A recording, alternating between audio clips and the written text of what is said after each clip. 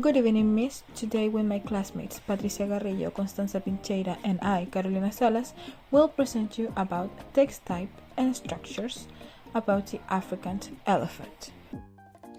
The text is an expository text since the main purpose is to provide information to the readers about the African elephant, including information about their diet, habitat, and physical features. Its function is to inform and educate about the African elephant, presenting scientific facts, describe proper characteristics of the species, and explain about its conservation.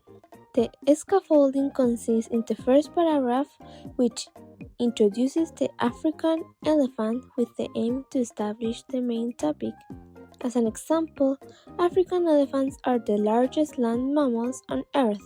As you can see, this short sentence summarizes what the text is intended to explain without adding unnecessary information. The structural scaffolding consists on a series of paragraphs, which, for example, each subsequent paragraph focuses on a specific feature. On paragraph 2, distinction between savanna and forest species. On paragraph 3, their role as ecosystem engineers. And finally, paragraph 4 and 5, physical anatomy, especially the ears and trunks. It also consists on technical language such as specialized terms like keystone species, ecosystem engineers, and International Union for the Conservation of Nature, which is a hallmark of formal expository reports. Moving on to point 3, let's look at the grammatical features that define this text as factual report. The text is characterized by the main use of present simple tense, since the aim of the text is to provide factual information.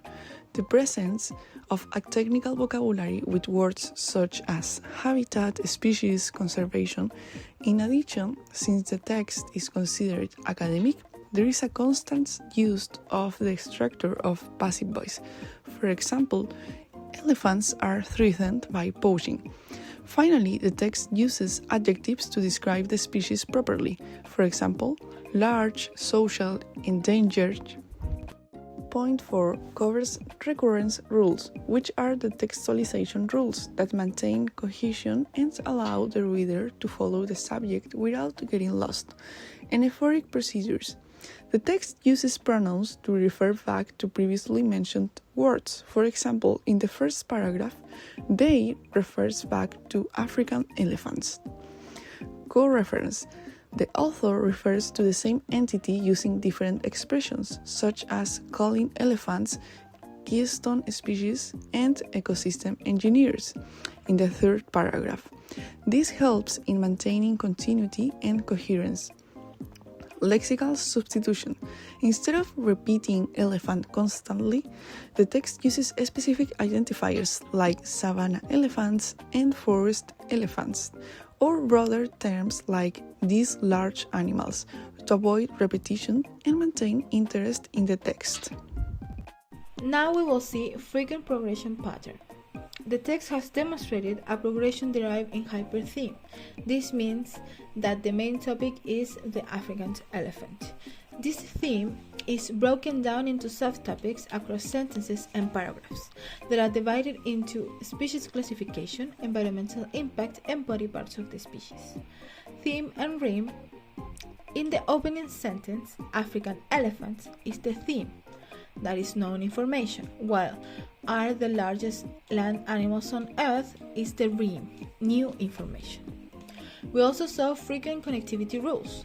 This text uses specific linguistic devices to establish logical relationships between arguments of the text.